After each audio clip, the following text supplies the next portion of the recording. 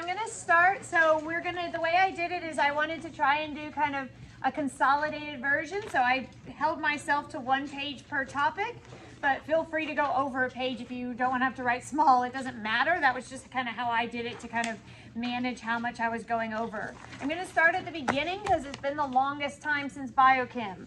So we're going to make sure we get through kind of the first 3 units in enough detail. If we happen to run out of time for the last unit, I will just put a screenshot of the actual picture so you can still get kind of what I consider to be the key information. So we're going to go through this. You're copying the diagrams as we go. This is basically the most important information from each unit / the fundamental facts you definitely need that are like a specific facta question on the test. This is not everything, so feel free to use your booklets, the old videos, my IP videos, anything else to supplement, but hopefully this is like at least the most important stuff. So I want to start Unit 1, Chemistry of Life, with the biomolecules.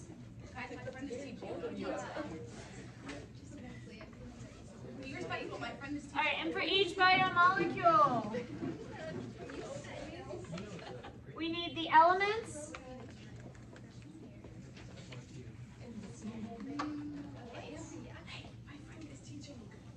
thank you, and we need the monomer, including a picture of it.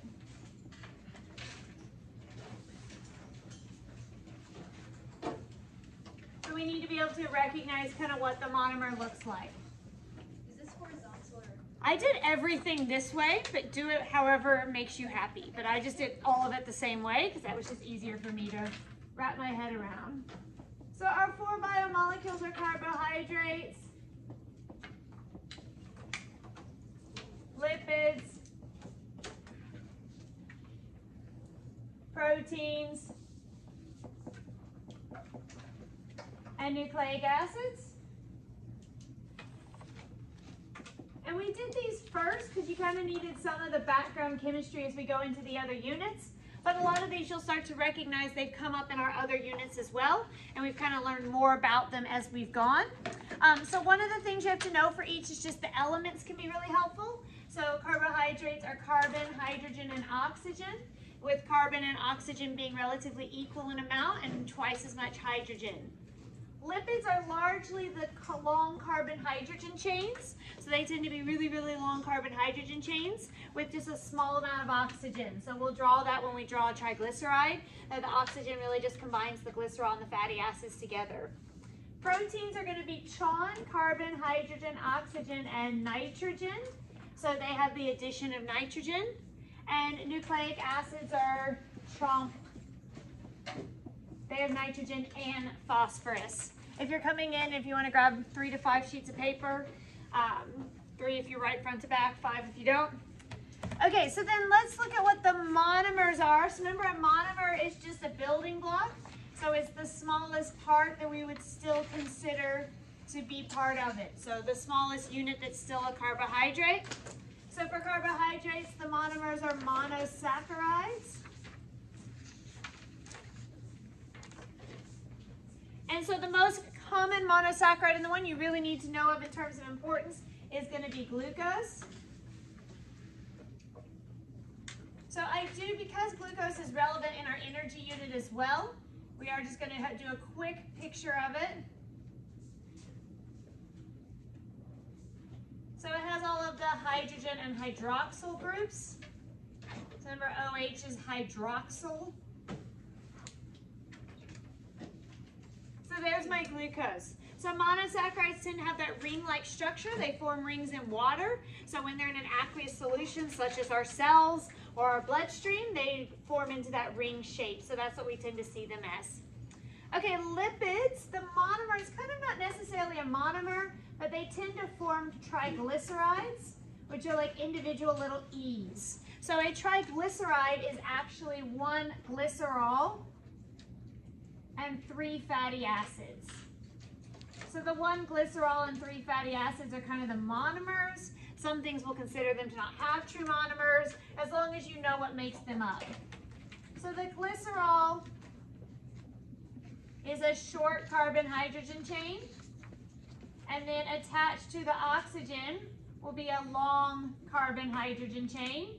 So this is carbon, hydrogens, like such. And these carbon hydrogen chains, because they end with a little H there, that's called a methyl group. Not that you specifically need to know that, but those long chains are what are nonpolar. So those are balanced, so they don't have a charge. So that is actually what makes lipids nonpolar and hydrophobic, is these long chains. So I'm just drawing these to save the time because they would look the same as that. So triglycerides, remember, were important when we talked about the cell membrane. So I'm kind of at each of these saying, like, where else did we talk about this? So monosaccharides, we talked about this when we talked about how we make glucose when we did the Calvin cycle. This we talked about in terms of the cell membrane and the role that the lipids play in terms of what they let through. Proteins are going to be made up of amino acids. And we're going to be talking a lot more about proteins in January because we're going to be on our gene expression, which is basically our protein synthesis unit. But we did also talk about proteins when we talked about enzymes. So we did talk a bit about them then. You do need to know the structure of an amino acid. So we have a center carbon. On this end, we have what's called the amino group. On this end, we have what's called the carboxyl group.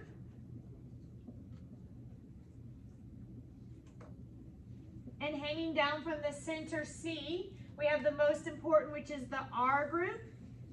And the R group is unique, and that's what gives it its chemical properties.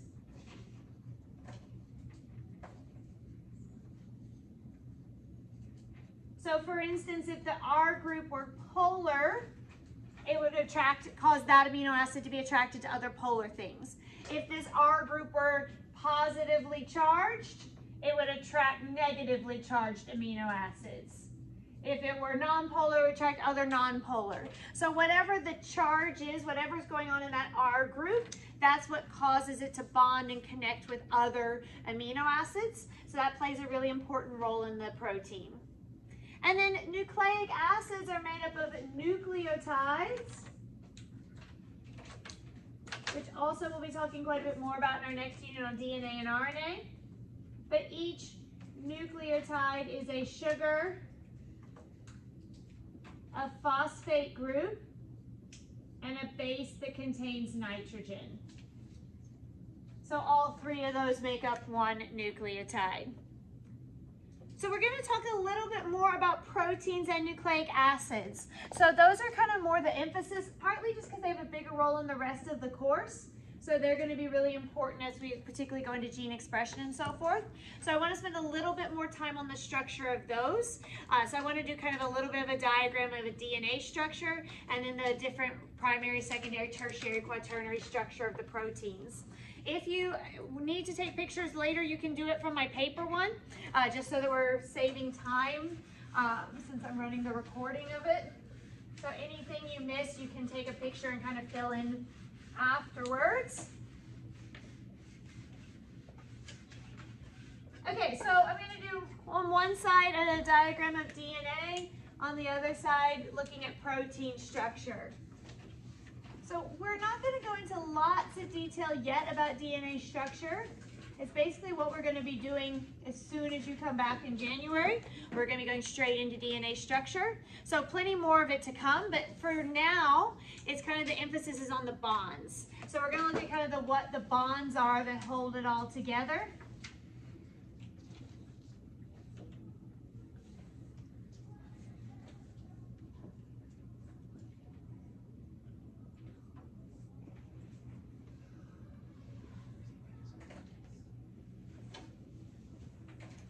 Kind of three nucleotides.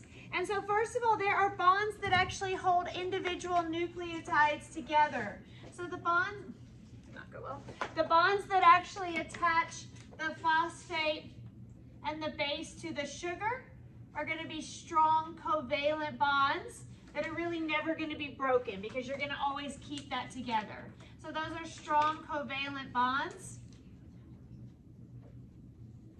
And those are within one nucleotide.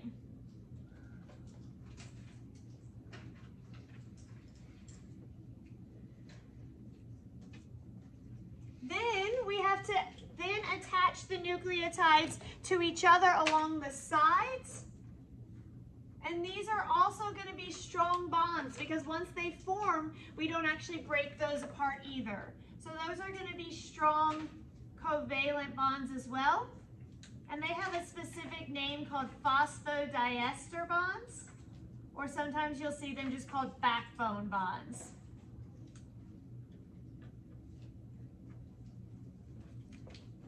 But then because DNA is double-stranded, then we're going to have another set of nucleotides here. And these are going to go in the opposite direction. And that's called anti-parallel, and that again is something that will be important later. But we haven't really expanded on a whole lot yet now. And so again, we're going to be using these strong bonds that are going to hold the individual nucleotides together. And then we're going to also be having these strong covalent bonds between them to make up the backbone bonds. And then the last type of bond that you need to know about is what's actually keeping the base pairs together. So then in here we have hydrogen bonds. And those are going to be deliberately weaker because what we're going to do is break those bonds when we replicate DNA. So those are going to be my weaker hydrogen bonds that kind of keep it double-stranded. So that's really the emphasis now. So you need to know, of course, that that's the sugar, that's the phosphate, and those are the bases. But the actual details about which pairs bond will be more of an emphasis later. So hopefully you do remember that A pairs with T and C pairs with G. But we'll go more into the depth of kind of what that means for the genetic code later. Now our emphasis has just kind of been on the structural, what keeps it together from a bonding perspective. Okay, the next thing that you need to be clear on structure is protein structure. So over here we're going to write protein structure.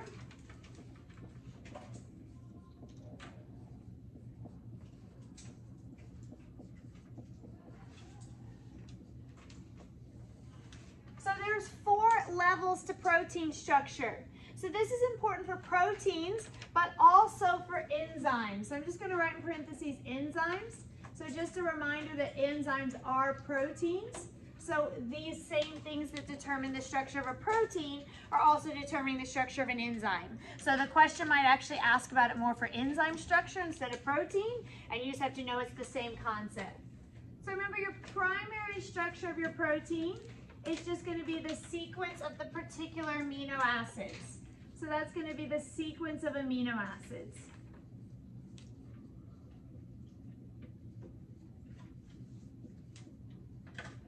So it matters which amino acids we put in what order. I'm just drawing them all one color to save time. So there's my amino acids. And they are held together by strong peptide bonds. So generally kind of the environmental things aren't going to break these bonds. So those are going to be our really strong peptide bonds that are made kind of in dehydration synthesis during translation. So as a general rule, when you denature or damage an enzyme, you're unlikely to damage the primary structure. What can change the primary structure is if a mutation were to occur that changes which amino acids. So the actual order can be affected by a mutation.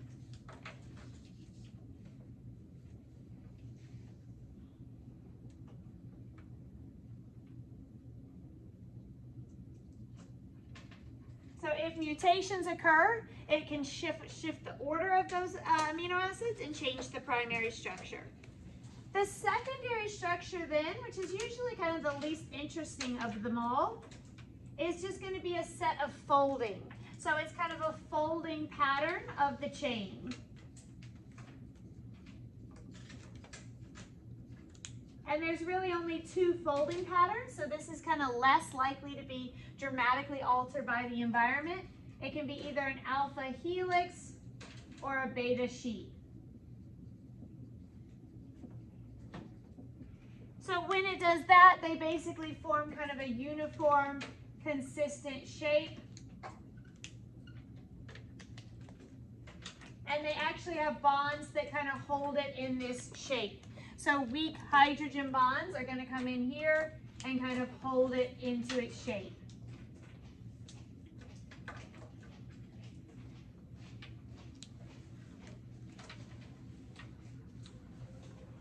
Okay, so again, there's only kind of two general options there. So I get a bit more kind of likely to stay in the shape it is. Other than primary, kind of where we're talking about right now, generally the most important one to know about is the tertiary structure, because that's the one that's most subject to being damaged. So if you're coming in, grab 3 to 5 sheets of paper, and then you can take a picture of what you missed and add that in later. So the tertiary structure is kind of the unique folds due to the R group interactions between the amino acids.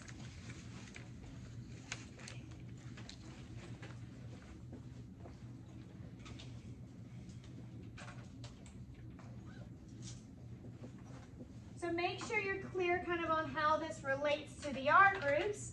So the unique properties of the amino acids are going to cause them to bond in kind of different patterns. So this time it's not going to be always a set one. It might kind of form like this, like that or something. And then we're going to have kind of all different types of bonds. So these two could be attracted. That could be a hydrogen bond. This could be a polar attraction, and so forth. So there's lots of different types of bonds that do this. So it's not just one type. So there's many kind of bonds that vary in strength. Some of them are stronger than others, but some of them are quite weak, like hydrogen bonds. So as a result of the fact that these tend to be weak bonds, these can be damaged by extremes in the environment. So these can be broken in environmental extremes, and that's what we call denaturing.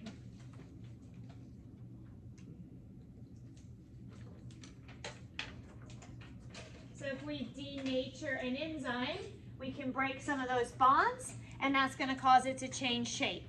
Then if it changes shape, then it's going to function differently, and that's going to have that kind of follow-on effect. Additionally, if we have a mutation that changes this, it often changes this.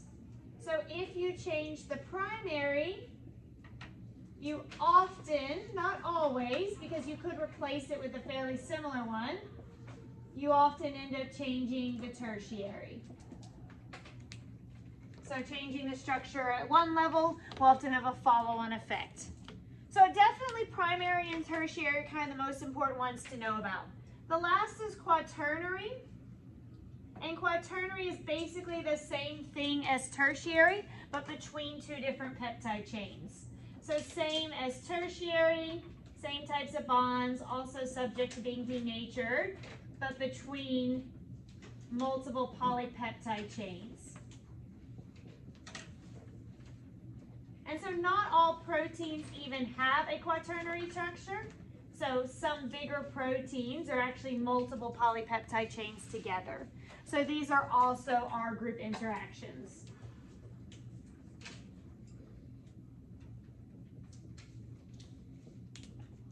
So I would say kind of throughout the year, that's probably the most important thing to understand from biochem, because it relates to enzymes, it's going to relate to protein synthesis, so it has a lot of different areas where it comes up. Okay, last thing we're going to do under biochemistry is properties of water. So again, I have the picture so you can take a picture of it later if you missed anything. So you need to know about water and what its structure is and what that influences in terms of its properties.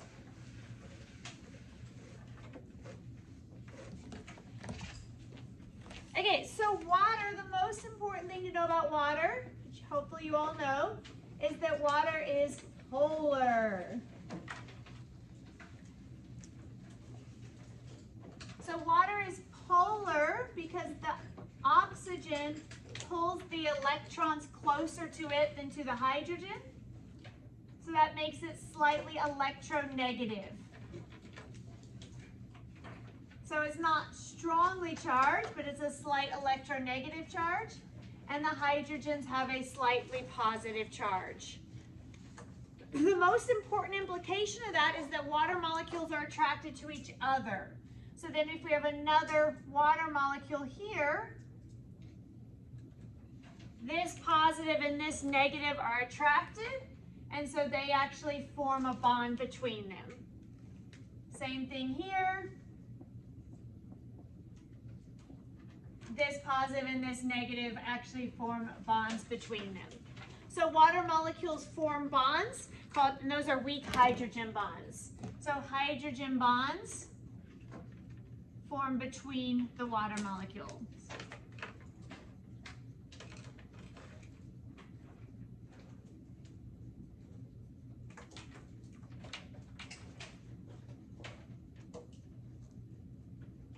And that actually is a big part of what the properties of water are all related to. So this polarity of water and those hydrogen bonds is actually what gives water a lot of its properties. So 7 properties of water. We're going to go through them fairly quickly. But there are a couple questions on them, and it has been a while, so we will kind of go over them super quickly. First one that we already talked about is polar. Done. Next one is an excellent solvent. And that's related to its polarity because it easily kind of breaks apart ionic substances and allows them to dissolve in it. Next one is kind of what we related to with these hydrogen bonds, is that it shows cohesion, which is water attracted to water, and adhesion, which is water attracting or bonding to other polar substances.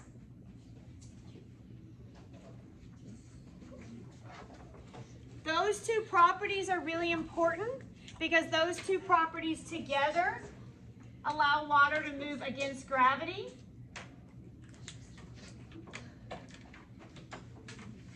And that's called capillary action. And that's really important for plants. So the fact that water can move up those thin tubes in plants is how they can transport water without having a muscular pump. Similar to the cohesion one, water shows surface tension, which means that lightweight objects can actually balance on water. And so it kind of forms droplets, and it means that there's kind of a, even though it's a liquid, it almost has a slight kind of layer of pressure. They won't immediately kind of fall apart if you have enough water molecules together. Water has a high heat capacity. And by that we mean it takes a lot of energy to heat water. So lots of energy to increase the temperature. And that's really important for aquatic life, because it means that if it gets warm out, it's not going to constantly overheat their water. It actually takes a long time to warm up water, which is why if you go swimming early in the season, the water's still quite cold because it takes a lot of energy to get it warmed up. Similar but has different implications. It has a high heat of vaporization, which basically means when water goes from solid or from liquid to gas, it actually releases energy. And that's why sweating is effective. So when we release water, when we sweat and then that sweat evaporates off of us, it actually removes heat energy from our body, and that actually causes us to cool down. And last one is that ice is more, make sure I say it the right way. Ice is less dense, I was going to do that, than water. So when it spreads out, the bonds actually crystallize, and instead of moving in kind of more, they separate out. And so it floats, and that's actually beneficial because it allows things to live under ice. All right, that's all things biomolecules, all things biochem. So again, if you didn't get all of that, you can take a picture of the diagram page. And then I'm going to move on with Unit 2, which is going to be cell structure and function. So feel free to grab food real quickly while I erase or take a picture of that page.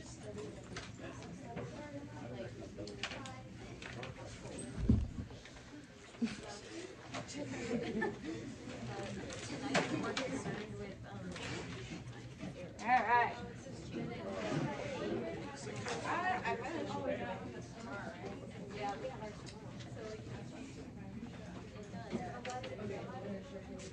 No, are you into weekend? Oh, you know, I left me this morning. Yeah, no, I barely finished it. 6 pages.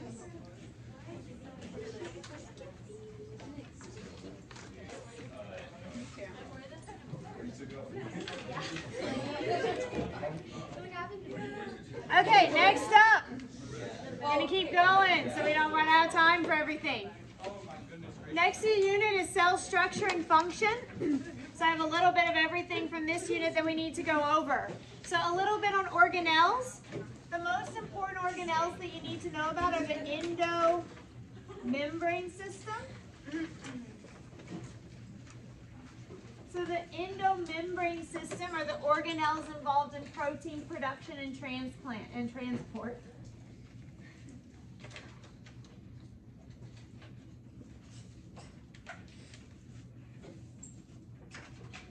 So those are kind of the group of organelles that are asked about kind of most frequently. So it starts with the nucleus. Then it goes to the ribosomes. And we'll say what goes in a second. I'm just putting the order of the organelles for right now.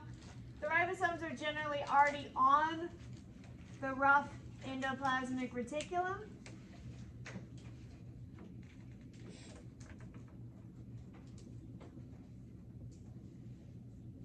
Then it's going to be modified and packaged in the Golgi apparatus. And then finally it's going to exit through the cell membrane if it needs to be used in another part of the body. Okay, so in terms of what's actually happening at those places, so in the nucleus we're taking the DNA instructions and we're turning it into mRNA.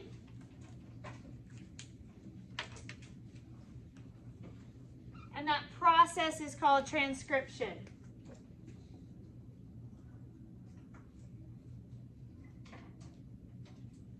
Then at the ribosomes, we're going to take the mRNA and turn it into the actual polypeptide or protein. And that process is called translation. The rough endoplasmic reticulum is just going to be for transport.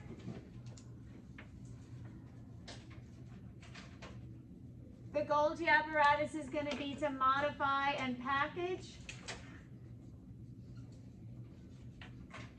And then it's going to leave through the cell membrane, and the name of that process is exocytosis.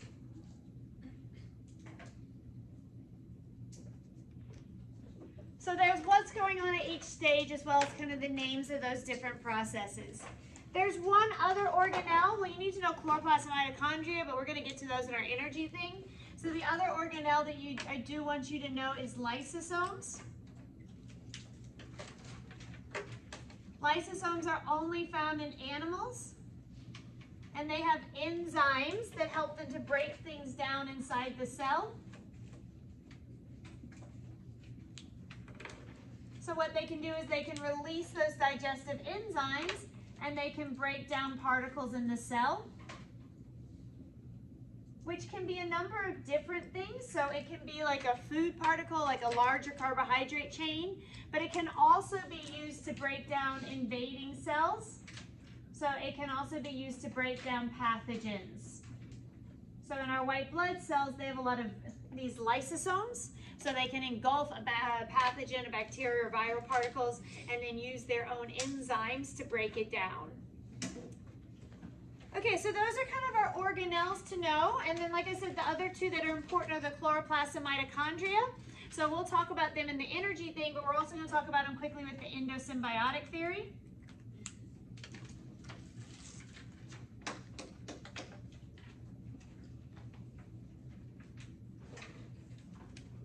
So according to the endosymbiotic theory, we had a large early eukaryote.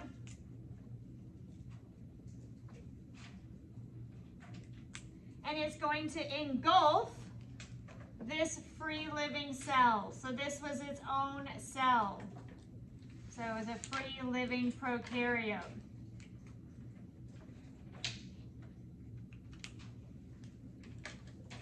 So then that early eukaryote engulfs it,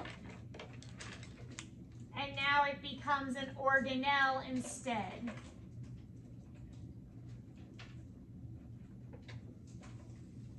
So now it is still inside of that.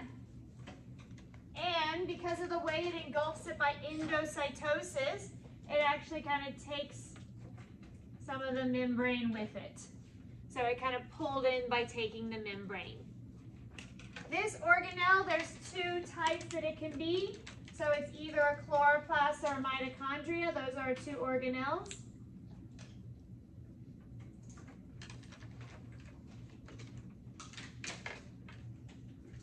And the evidence that they were, in fact, once free-living prokaryotes is, for one thing, they have their own DNA. That's going to be important in your hereditary stuff as well. So that's why we've been talking about the fact that there can be mitochondrial genes and things like that. They also have their own ribosomes. So they can actually make proteins for themselves.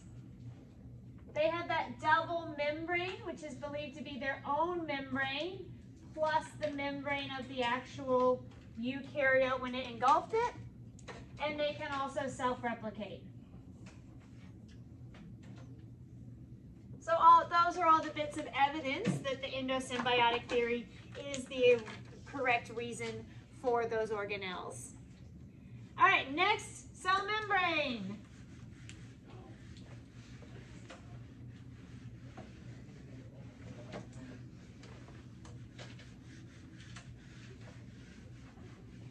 So I'm going to call it a plasma membrane, because these membranes are also similar to the membranes of organelles. So some of these same features of these membranes is actually true of any sort of membrane, whether it's a mitochondrial one or so forth. Okay, so we need to draw the phospholipid bilayer. We're just going to draw a little one. Not going to be too painful, maybe.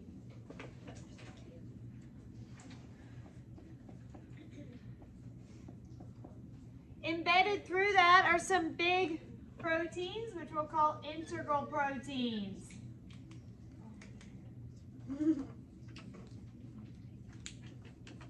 We're going to draw a special type of integral protein called an aquaporin.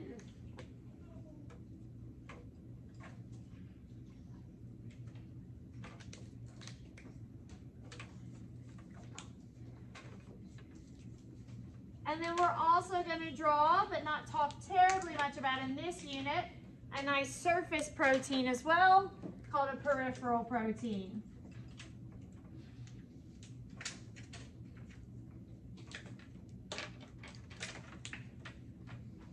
Okay, I only labeled one thing, but we'll come back now and label the rest.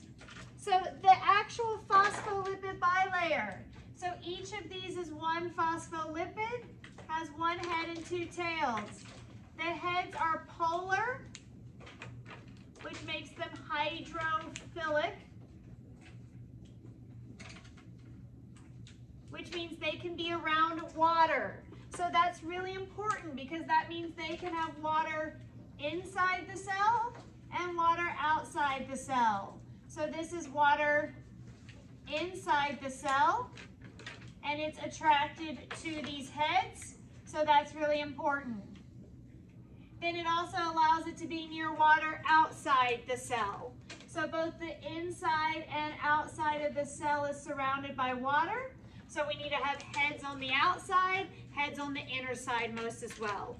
So you have to have the heads facing out both directions. Then we have the tails, which are going to be hydrophobic and non-polar.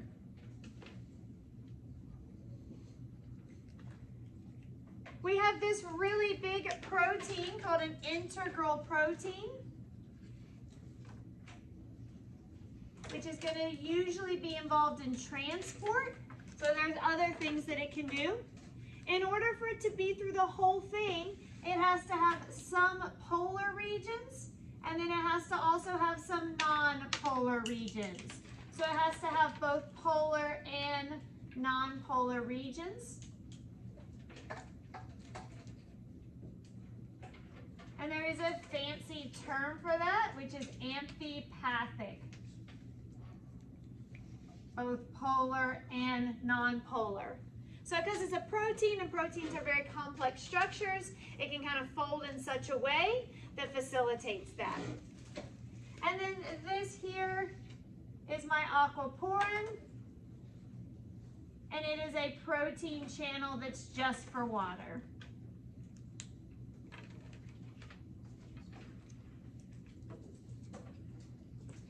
Okay, so let's talk about how particles move in and out of cells.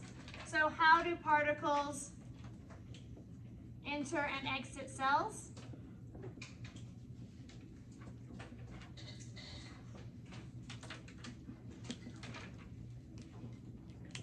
So assuming that it's moving with the concentration gradient.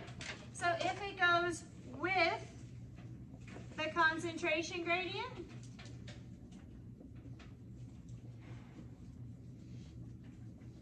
that means it's going from high concentration to low concentration. And that is what type of transport? Passive. So that's passive transport. So then what determines how it actually does that depends on the kind of charge and size of the particle.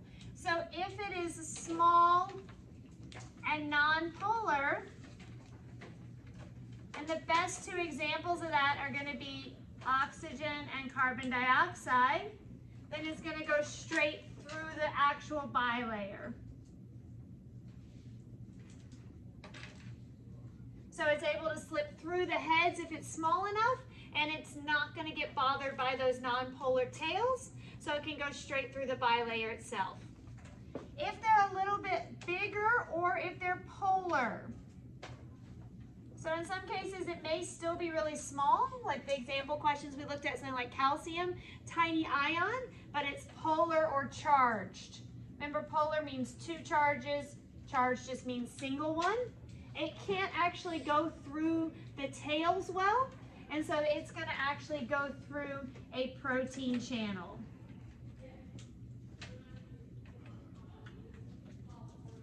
We call this, if it's just through the bilayer, simple diffusion.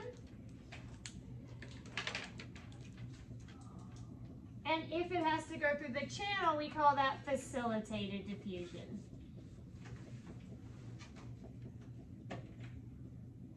And then within facilitated diffusion, osmosis is a type of that. So if it's actually water, it goes through an aquaporin. And that's called osmosis. Okay, so that's if it goes with the concentration gradient. If, on the other hand, it goes against the concentration gradient, which sometimes does need to happen,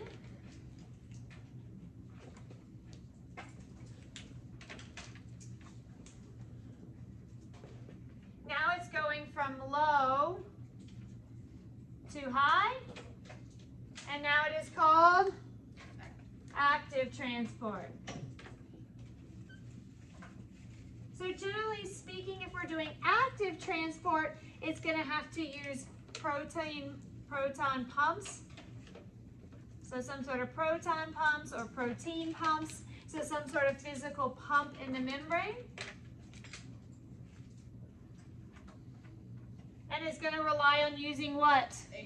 ATP. So there are some instances where it can use the energy from electrons instead. So when we actually look at the electron transport chain, it is actually using energy, but it's not using ATP. It's using energy from the actual electrons. But we're going to say usually ATP. last thing on this unit we're going to go through is the direction that water moves. It's only a tiny bit, but I am going to erase the board just so I don't have to write tiny. You do not have to do any water potential calculations on this test. So I'm not going to go through water potential right now because it's not on this test. Before your AP test, we will have to review it again because it could be on that test, but it's not on this one. So we are not going to talk about negative I CRT. You do have to be able to predict the movement it goes.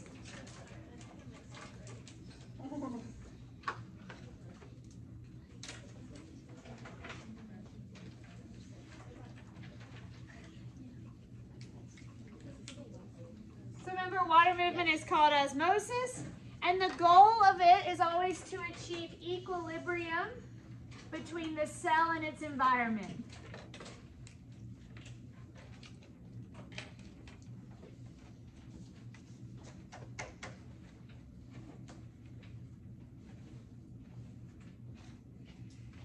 So our goal is to kind of get an even concentration of solutes and water between the cell and the environment. So the tricky thing is it can ask it 3 different ways. So you have to know it all 3 ways.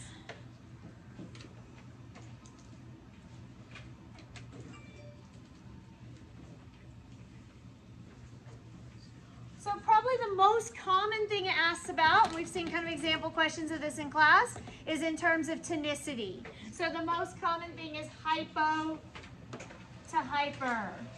So it goes from hypotonic, which means less solute, to the environment that is hypertonic, or to the cell or environment, whichever one is hypertonic, which is more solute. So from hypo to hyper. If it phrases it in terms of osmolarity, osmolarity really means the same thing as tonicity. It's just instead of saying hyper-hypo, it's lower-high. So if we're going from low osmolarity, which is just low number of solutes, to higher osmolarity, which is a higher number of solutes. And then the third way, which again you don't know how to need to calculate, but you do need to know the movement with it, is it can go from high water potential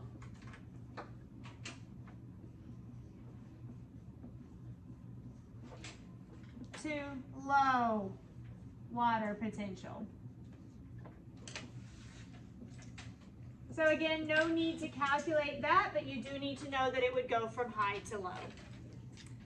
Okay, that's a wrap on Unit 2. Again, I will put the sheet here if you need to take a picture of that, and then we'll move on to Unit 3.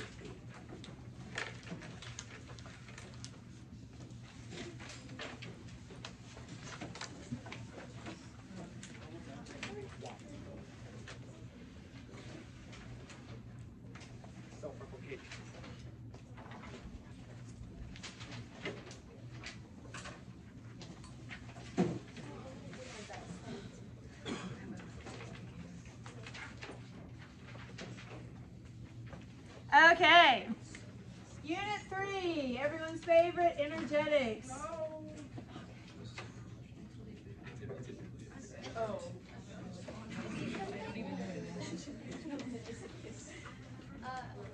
I will give you a warning that when I didn't hand select the question, so I didn't say like 10 of this and 10 of this. I just picked the practice exam.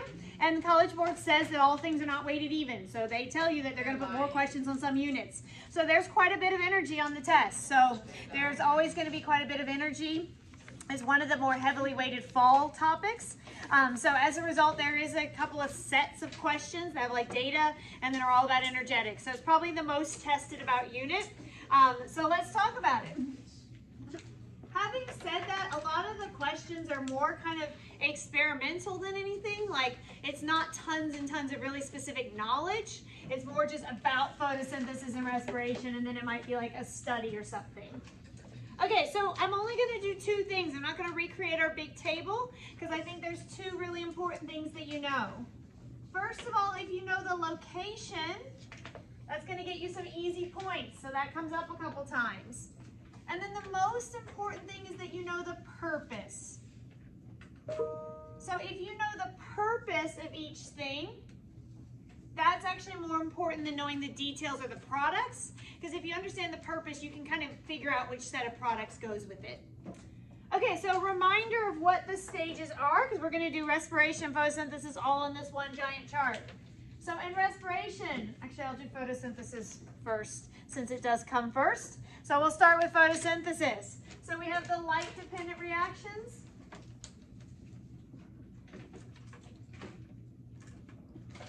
Followed by the Calvin cycle. Then once we've made glucose, it then has to go into cellular respiration, where we're going to have glycolysis, followed by Krebs cycle, followed by the electron transport chain, and fermentation.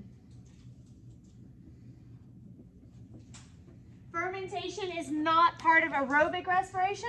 Fermentation is if things don't go according to plan, you have the option of fermentation.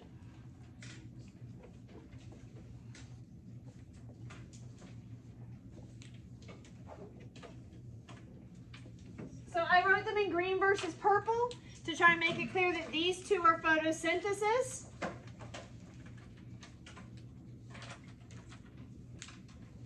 And these are respiration. So hopefully that's obvious, but if you forgot which one's which, make sure you make note of that. So these two are photosynthesis. This is going to be aerobic respiration.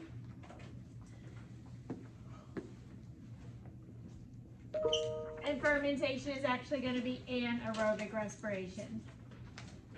And glycolysis is both.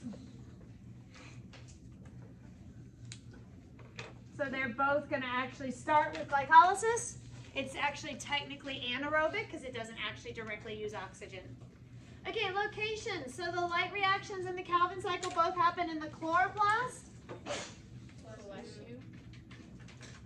The light reactions happen in the stacks called the thylakoids.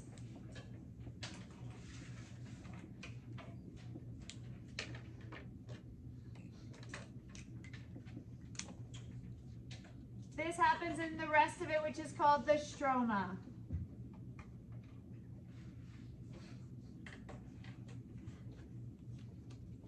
Okay, let's talk about the purpose. So the ultimate goal of photosynthesis is to make glucose.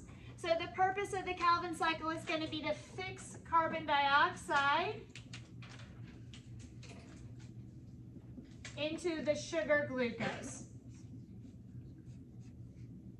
So that is our whole goal of all of photosynthesis, is to create glucose. So that's going to be kind of the energy source. In order to do that, though, we require a few things. So the Calvin cycle actually requires its own energy source, ATP, and it requires the movement of hydrogens. So what we're going to do in the actual light reactions is prepare that. So we're going to use energy from the sun. And we're going to use protons and electrons from water.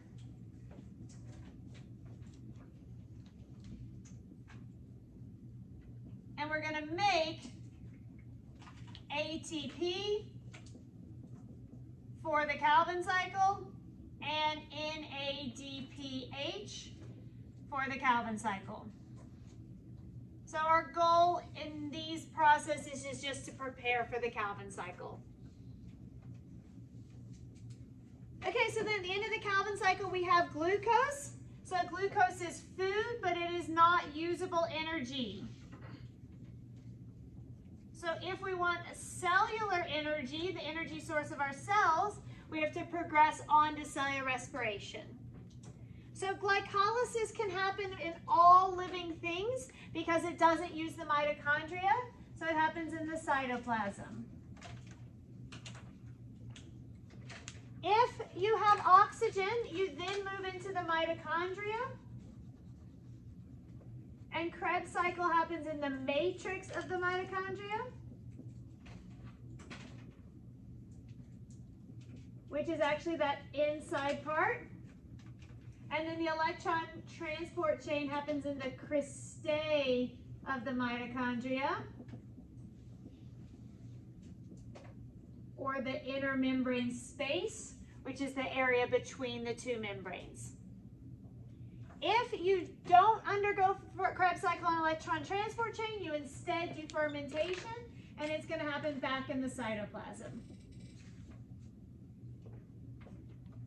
Okay, so let's look at what the purpose is. So glycolysis allows you to make some ATP without oxygen.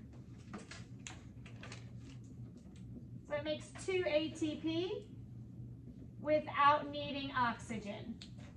So in the event that there's not oxygen available, you can still make ATP, which is really important. So it basically just takes glucose and it splits it into 2 pyruvates. One thing that's really important to know about glycolysis is that it's done in all cells. So every living cell does glycolysis. So it's really commonly studied because of the fact that it's kind of maintained in all living organisms. If we're going to go forward, we go into Krebs cycle, and the purpose of Krebs cycle is to reduce, which remember just means add hydrogen, coenzymes for the electron transport chain. So we just want to get a lot of hydrogens over to the electron transport chain. So we're going to do that in the Krebs cycle. We're also going to make a little bit of ATP, but that's not really the primary purpose. The primary purpose is really preparation for ETC. In ETC, the goal here is going to be to make lots of ATP, and we're going to do that via a process called oxidative phosphorylation, which is going to make lots of ATP. And we do that by turning on or activating ATP synthase.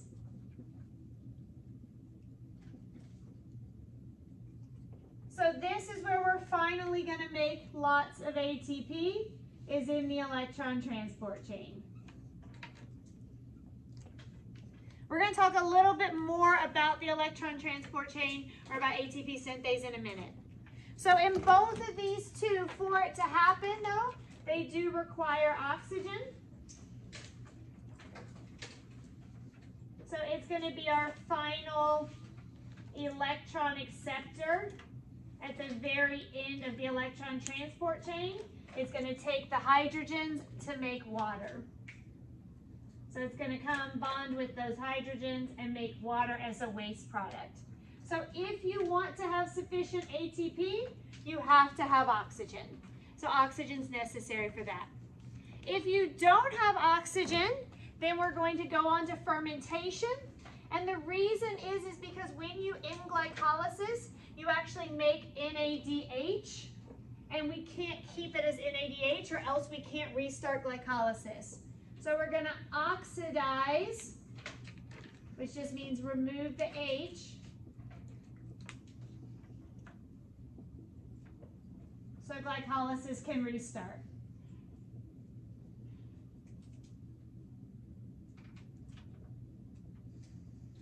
So if you can't, normally we would oxidize it in the electron transport chain, but if you can't do the electron transport chain, we have to deal with that NADH that we made. So we're going to do that in fermentation, and now we can restart glycolysis, which allows us to make more ATP then. We do not actually make more ATP. We do make a waste product, and there's 2 types. So in our bodies, it's lactic acid,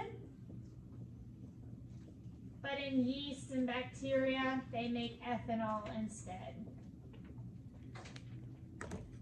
Okay, so I think if you know all of that, you could navigate your way through the questions about what they're making if you understood the purpose.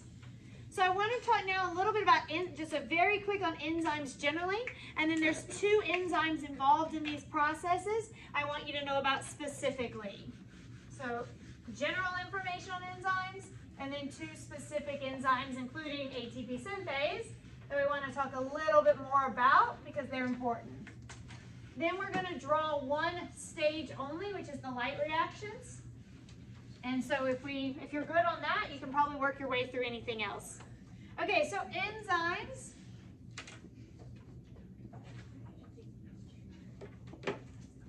So let's review what enzymes are. They're proteins that speed up reactions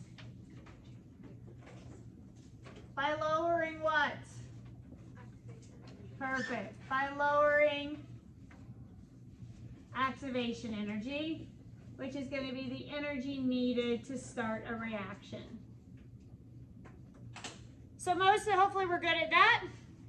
They can be influenced or even completely denatured, which just means change shape in extreme environments.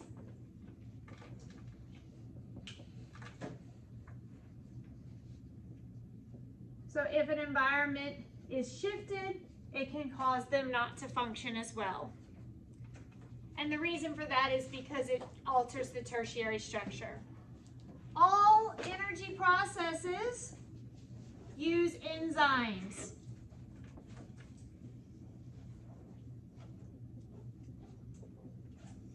So for instance, glycolysis actually uses 10 different enzymes. So each step has its own enzyme. So enzymes are really, really important in all these processes. There's only two that I want you to specifically know about. So two that you need to know.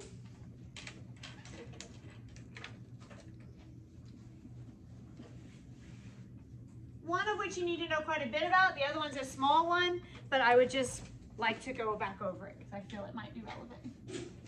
So the first one you definitely need to know about is ATP synthase. So ATP synthase is kind of the crux of both of these processes. So it is an enzyme, so it's like a pump. So it's an enzyme found in the cell membrane, so in organelle membranes. So it's actually found in both the mitochondria and the chloroplast. And so each membrane has multiple of them.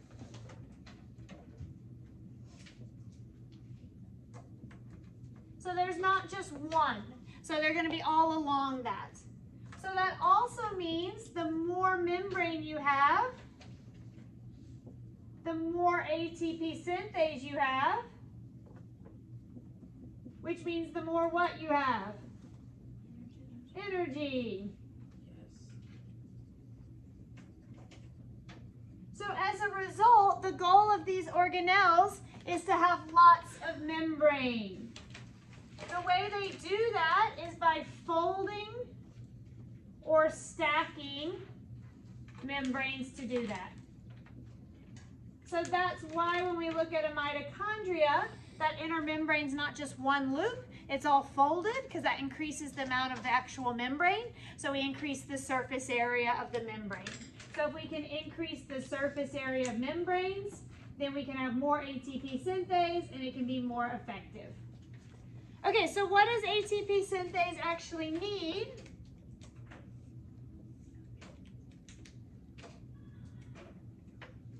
So it's basically activated by the process of chemiosmosis. And chemiosmosis is just chemical osmosis, or the passive transport of a chemical. And in particular, it's by the passive transport of hydrogen protons.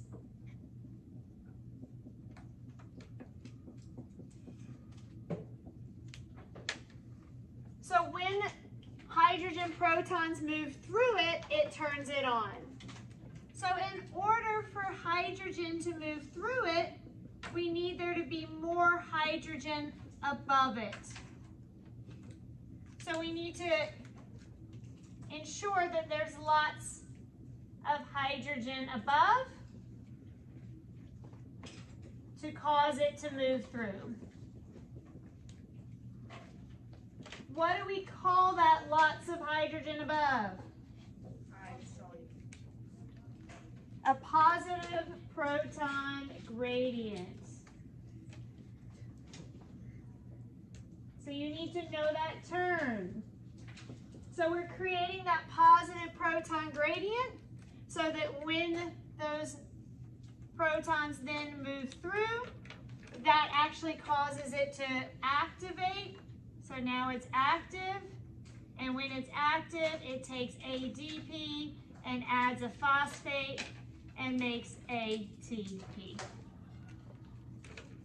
Okay, so I just want you to know it's in the membrane, that it's activated by movement of protons, therefore we create a positive proton gradient. The other enzyme that we talked about, but just kind of to briefly mention, is called Rubisco. So Rubisco is actually involved in the Calvin cycle, and it's specifically involved in fixing carbon dioxide. So carbon dioxide is in gas form, and we're trying to get it to actually become part of a solid. So it takes CO2 and attaches it to RuBP, which is a sugar.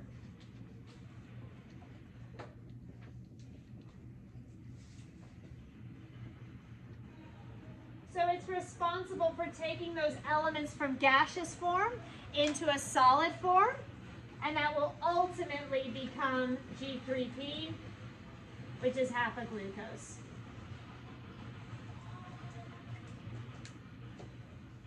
You don't really need to know how it works, but I do want you to know that the Calvin cycle does rely on an important enzyme, that if we didn't have that enzyme actually taking the CO2 and combining it with the RuBP, we would not be able to get to making the G3P or the glucose. Okay, so like I said, I'm going to draw one stage only. The two most important stages for you to know about are the electron transport chain and the light-dependent reactions. They're very similar, so rather than drawing both, I'm just going to draw the light reactions because they're a little bit more complicated. So my rationale is if you can follow the light-dependent reactions, you can follow the electron transport chain because it's easier. So we're going to draw just one diagram of the light-dependent reactions.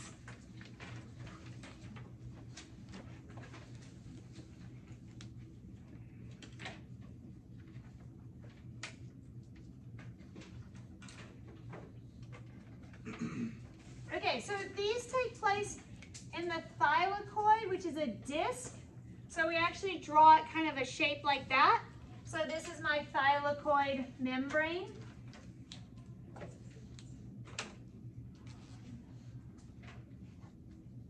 And we're going to draw some important things in it.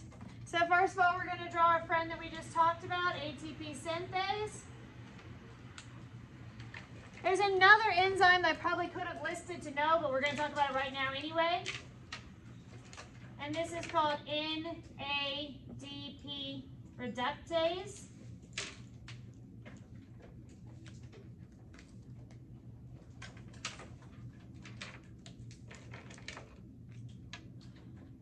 So what we need to do to turn on ATP synthase is we need to create the positive proton gradient. If I turn on ATP synthase, then I make the ATP, and I'm going to be using it for the Calvin cycle. I'm not going to make enough extra to do anything else in the cell, but I just made enough for the Calvin cycle. So then the question becomes, okay, well, where do we get the protons from? Well, two places. First of all, we take water, and that water, those actual protons become part of my proton gradient. That's actually not enough to create a big enough difference. So we're going to also have to add some additional protons from these proton pumps.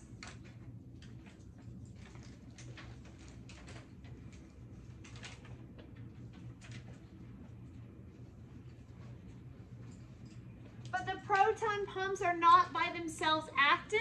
So in order for them to do something, they're going to have to actually be activated. And that's going to be done by the works of two things together. So first is going to be done by the electrons. But my electrons are actually low energy. So what's going to get my electron excited so that it can actually help? The sun. So we're going to need the solar energy in the form of photons of light.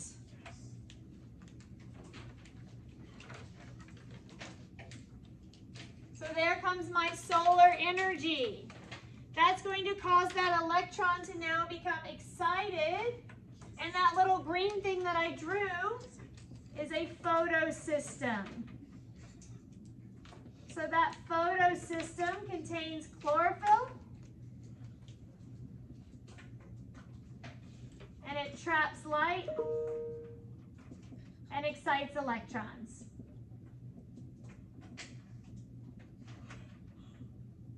Now my electron is going to go through the proton pumps. And as it does that, it provides the energy to pull more protons down.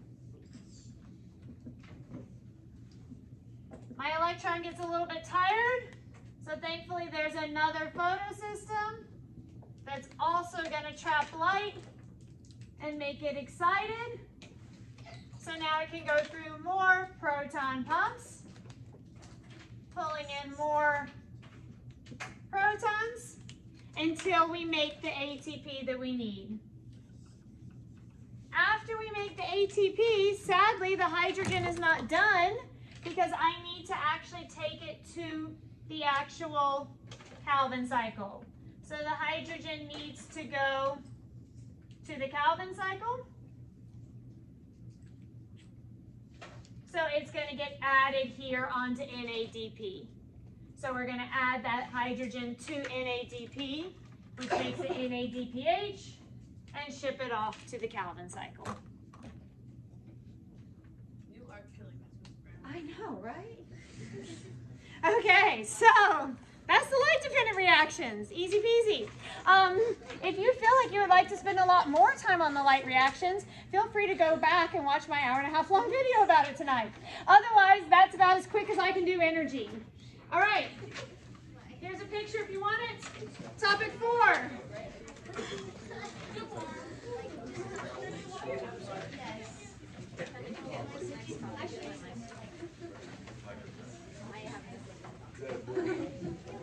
And once we get through topic 4, the only one left is one we just did. So What is topic 4 is cell communication, cell cycle. And then 5 is heredity.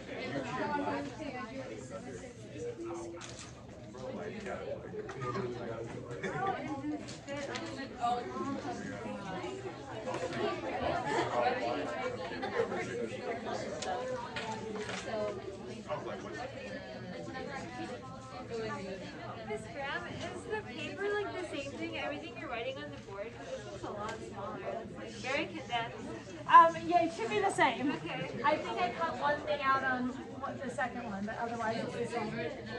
Okay. Cell communication and cell signaling and all that fun. All right, so I think this one's pretty easy, so we'll go through it pretty quickly if we can. And then what we'll have left is heredity. We just did heredity, so that should be good. Some of you, however, it suggests on your test scores you could use to go back over it. So you may still want to hear it again, but it is at least more recent. So first thing in cell communication is the 3 steps in cell signaling. The good thing about cell communication, you guys did really well in the multiple choice questions on this test, is a lot of times you're just following a diagram. So it's less kind of memorizing and more just like, can you make sense of something? So step 1 is reception. during reception, the ligand binds to the receptor in the target cell.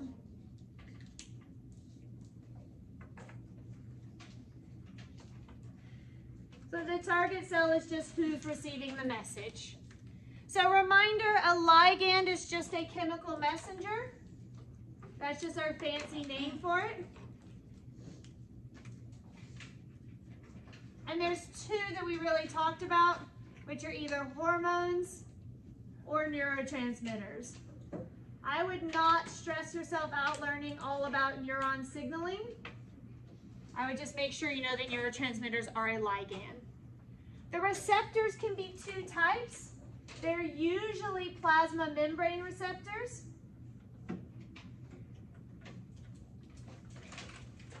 Which means the actual ligand never enters the cell. It just binds at the plasma membrane. But in some cases, it can be an intracellular receptor. And the intracellular receptors is only if the ligand is nonpolar, which is generally like your steroid hormones as an example. So like estrogen and testosterone are actually nonpolar ligands that can have an intracellular receptor. Generally, our receptors, I'm just going to draw a little receptor. So generally what happens is when the ligand binds, it somehow changes the intracellular domain. So a lot of times there might be like a set of proteins that are attached. So when the ligand binds, they might detach. So reception often leads to a change in the intracellular area.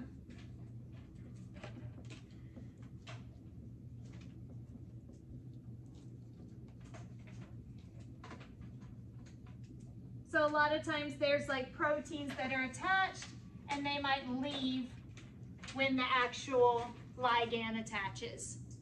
A best example of these is the G protein receptors, where that basically works in a more complicated way than that, where there's a set of proteins that sit attached, and when the ligand attaches, they disperse, and then that kind of starts the next pathway. You don't need to memorize how G protein receptors work, just kind of a reminder that that's kind of the process. Once reception happens and it leads to some sort of change, it starts what's called a signal transduction pathway.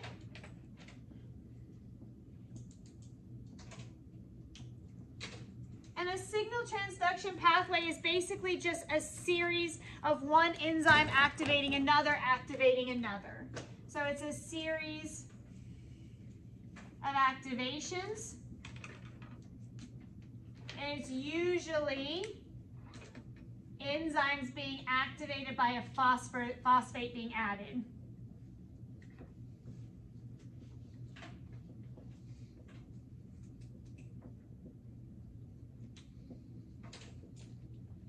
So that's called a phosphorylation cascade. Sometimes involves like secondary messengers that enhance it. Generally speaking on these, you just need to follow the diagram. So there's not a lot you need to memorize about these, but just read carefully and follow the diagram. Remember that sometimes, rather than it can activate an inhibitor. So sometimes it will activate something that then inhibits something. So it doesn't always mean one after the other. Sometimes it can stop it. We did lots of warm-ups on that, so if you get a chance in the next day or so and you want to come look over some of those as examples, you can, but basically just be able to follow a pathway. And then number 3, the final thing is a response. So the end point will be some sort of response, and there's basically 3 types of response that we commonly saw. So it can be gene expression, so causing a gene to be copied into messenger RNA. It can be either cell growth or apoptosis, which are opposites really. So it can cause the cell to replicate or it can cause it to die, or it can lead to kind of increased metabolism, which is often increased cell respiration. So triggering the start of glycolysis to cause the cell to actually kind of make more ATP. So those are the most common responses that you would see. Okay, that's it. I'm not going to, for that part, and then we're going to do feedback loops and then go straight to cell cycle. So this stuff is not necessarily easy, but there's not a ton you need to study for it. You just need to think your way through the questions when they come up. Okay, next thing, and there was a couple questions on this, so I think it's pretty easy, but we will talk about it, is positive versus negative feedback loops.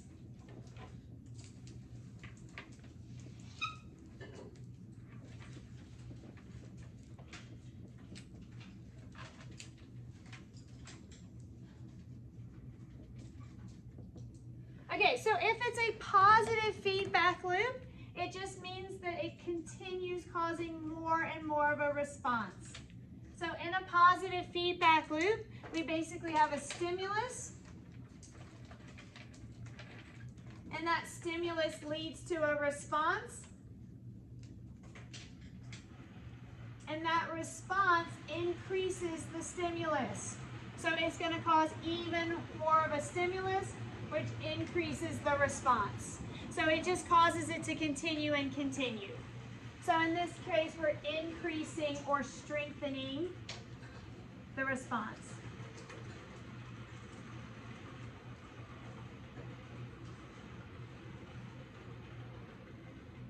Examples of this that we did talk about would include like female reproductive hormones involved in birth and breastfeeding. And then also the plant hormone ethylene, which causes fruit to ripen, is also an example of a positive feedback loop. Negative feedback loops are going to be the opposite. So in a negative feedback loop, you have a stimulus that initiates a response, and the response actually inhibits or stops the stimulus. So then there's no further response. So in this case, we remove the need for the response.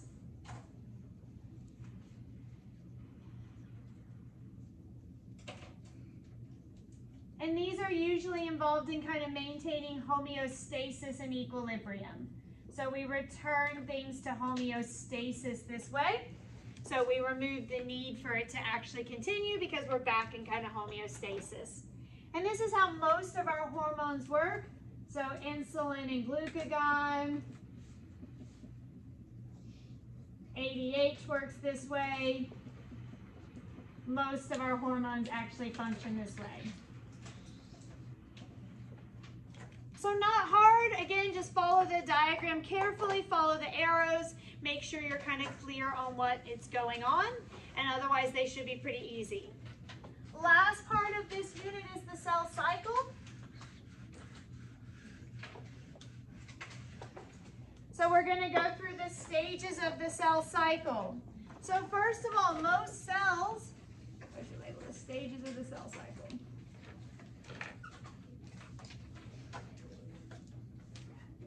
Most cells are actually not actually in the cell cycle. They are in what? G0. So G0 is where most cells are going to be. So G0 means they're just not working towards division. So that's normal cell functions.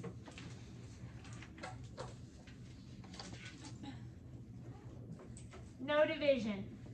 So there's no division on the horizon. If they get a signal that they do need to divide, then they're going to come out of G0 and they're going to enter into interphase.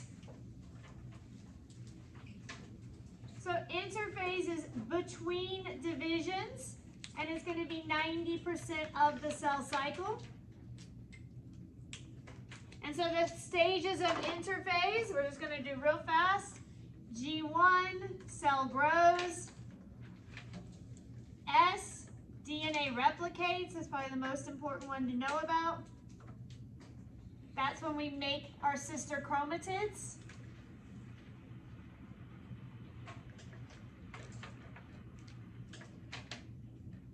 And G2 prepares. So organizes and so forth. From there, it's going to go into actual cell division. So cell division is going to be only 10% of the whole time. And cell division is going to be prophase, metaphase, anaphase,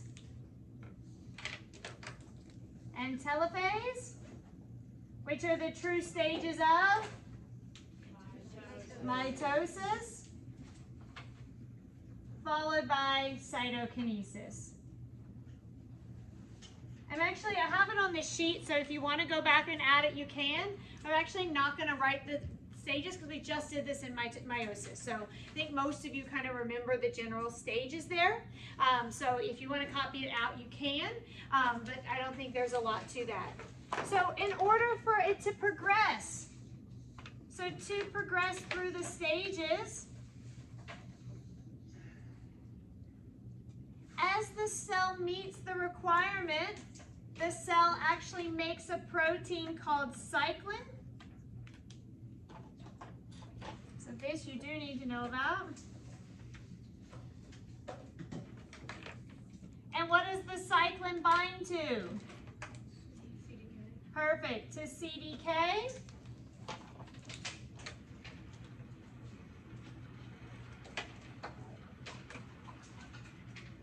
And when it binds to CDK, it activates it.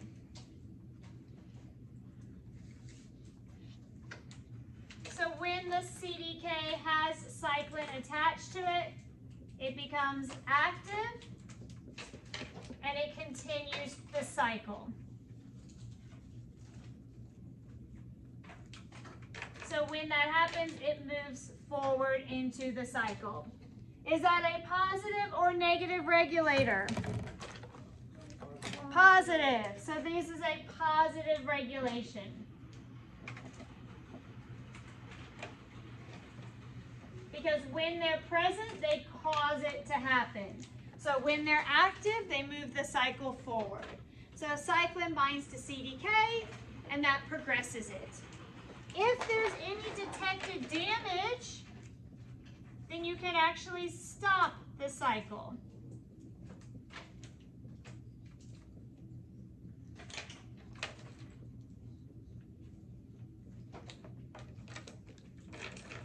And doing that, stopping or pausing the cycle, is a negative regulator.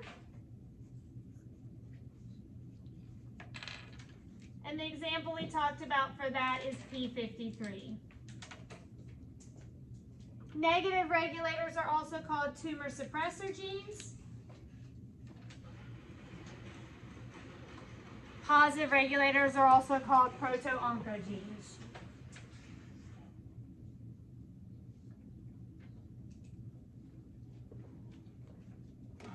So you do need to know kind of the order of the stages and what's happening in them. You do need to know about positive and negative regulators.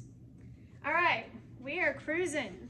That's it. Like I said, if you want to, I did write and go through the stages of mitosis. If you want to add that in, you can. It's pretty similar to the stages of meiosis that we just did. So I'm going to get through. I'm going to finish at 4:30 no matter what. So I'm going to do Unit 5 now.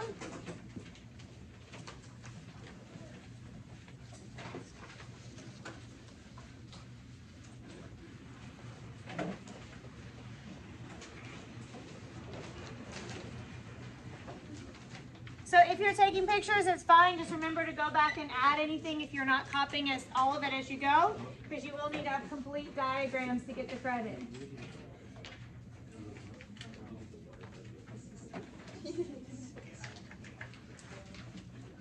Okay, heredity. So we're going to do basically a little bit on meiosis, a little bit on linked genes, and then pedigrees. So relatively short. but just kind of hitting some key points and points that I thought maybe you were still struggling a little bit on the last test.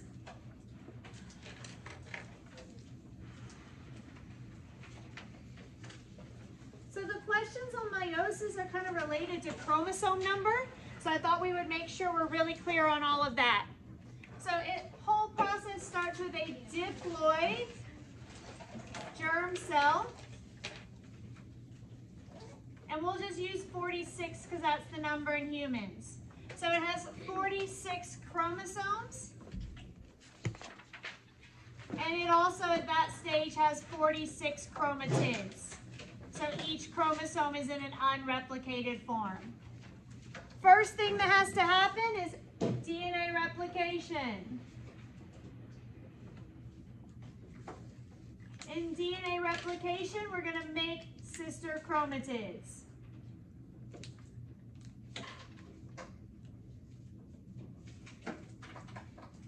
So now it's still a diploid germ cell. It still has 46 chromosomes, but it actually has 92 chromatids. Next event that's going to happen is going to be meiosis 1. In meiosis 1, we're going to separate homologous chromosomes.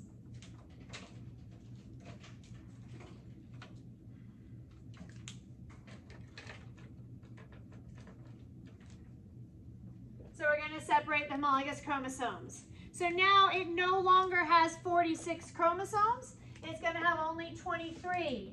So it is now a haploid germ cell. And instead of having both mom and dad's copy, it has only one. So we write that as N. And it has 23 chromosomes. But we've not yet separated the sister chromatids.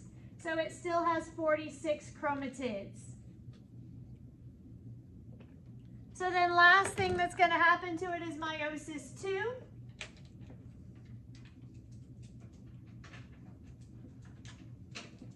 And in meiosis 2, we're going to separate sister chromatids.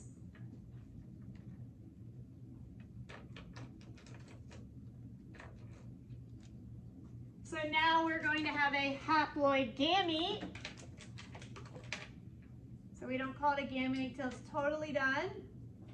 And it's going to have 23 chromosomes and 23 chromatids.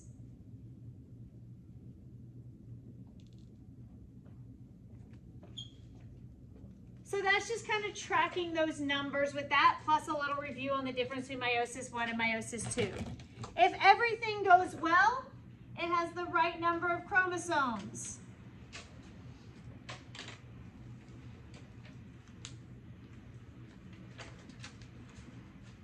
And it has a name for that. It's called a euploid cell, or euploidy. That's just true, so just like eukaryote is true nucleus, true chromosome number. If an error occurs, and the most common error is non-disjunction, it's going to have an incorrect, so it's going to have one plus or minus chromosomes, so it's going to be one too many or one too few, and we call that aneuploidy. So those are just those terms for a gamete that has the correct number versus a gamete that does not have the correct number.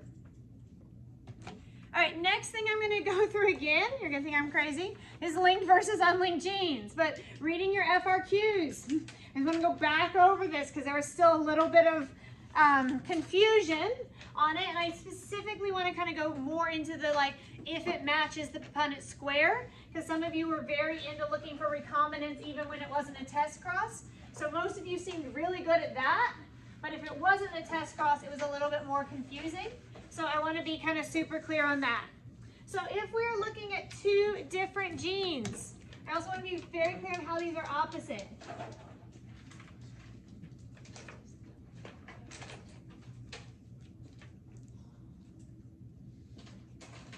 So if we're comparing two different genes, they are either unlinked.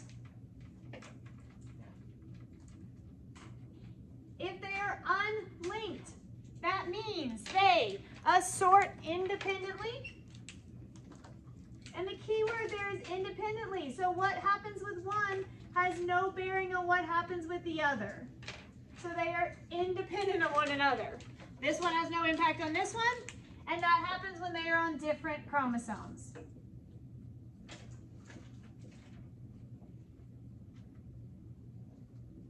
Or, only two options, they are instead linked. If they are linked, they are usually inherited together. So instead of being independent, they usually are often inherited together unless separated by crossing over.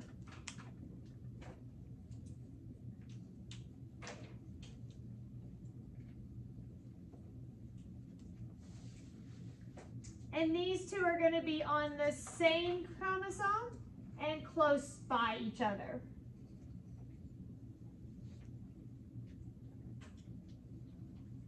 So be crystal clear on what the difference is and what those mean. So then the question is, how do we know? So the most important thing, because this is true of any cross, is that if they are unlinked, they should follow the phenotypic frequencies you get from a Punnett square. So unlinked genes produce the expected phenotype ratios from a dihybrid cross.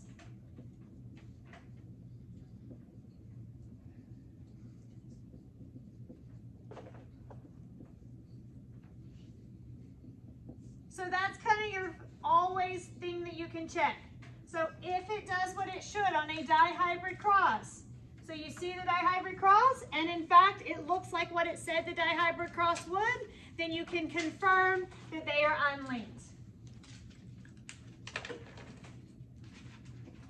If it's anything not like the dihybrid,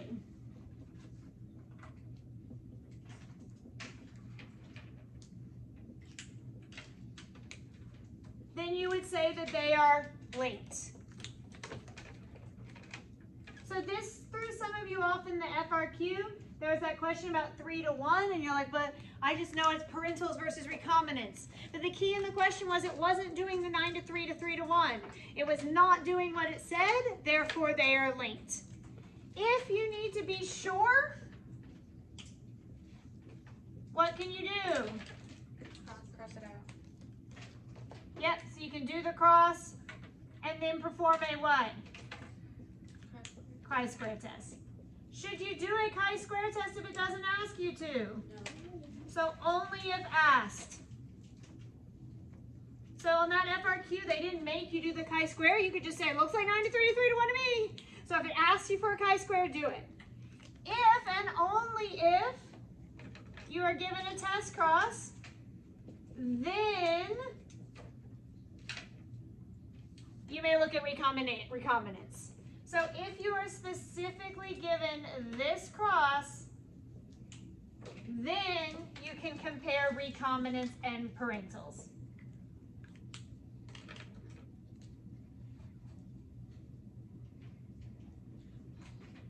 That is the only time you can do that.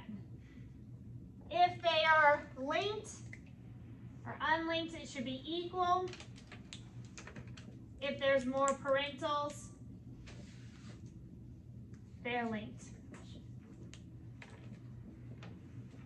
Like I said, most of you are good on that. You just kind of went straight to that. Okay, last 10 minutes, pedigree patterns. And one more term. Yeah, we'll do the other thing first, actually. I just want to make sure, because it kind of came up, even though it was coded for this 9 weeks, the idea of mutations and fitness. So let's just quickly, if a mutation occurs in a gene,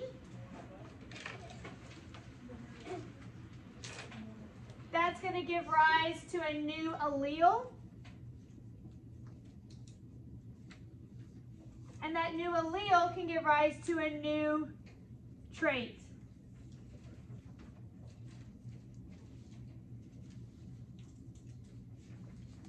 That new trait can be negative. In fact, it usually is. It can be neutral, meaning it doesn't really do anything, or it can be positive. If that new phenotype is positive, it can actually help the organism survive and reproduce. And what do we call that? The ability to survive and reproduce is? Fitness. So if it helps the organism survive and reproduce, we say that it actually increases their fitness, which is just the ability to survive and reproduce. And things that increase fitness are going to therefore increase over time. So that allele then will increase over time. Sorry, this diagram's a bit crazy. I don't know what I'm doing. And what's that process whereby an allele that increases fitness increases over time? Natural selection or evolution. Specifically natural selection. We have not done natural selection yet, but a couple places on the test I saw the word fitness popped up. So I just wanted to make sure that we did actually know what fitness was. So if a mutation causes an allele that actually helps you survive, it increases your fitness and it will therefore kind of stay around. All right, 1 second on that. So we're going to just do 5 pictures of pedigrees. We're going to draw boxes and label what they would look like. So I was just trying to come up with a slightly different way of doing it than we did last time, so it's not like horrendously repetitive. We're going to draw the same family each time. Yeah.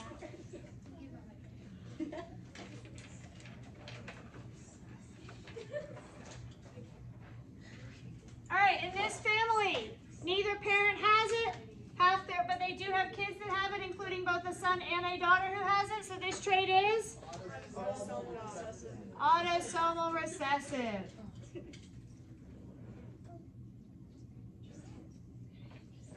In this family, mom and dad both have it.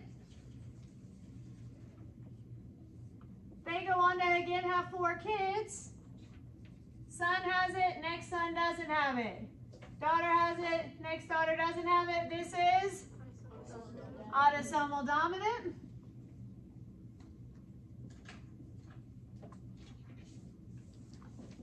All right, this time neither parent has it. Both of their sons have it. Neither of their daughters have it. This is sex-linked recessive.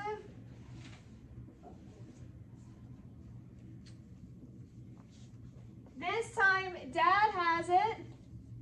Mom doesn't have it. Neither son has it, but both daughters get it. Sex-linked dominant.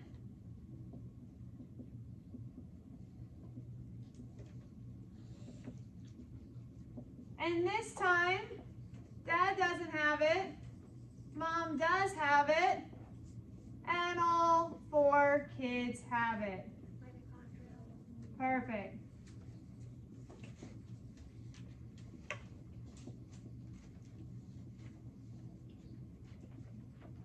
And it would be the same thing for chloroplasts. Only difference is that we don't have chloroplasts really with pedigrees because we don't draw little shapes for plants quite the same way. But chloroplasts work the same way. It's only passed on from mom. That's it. Hallelujah.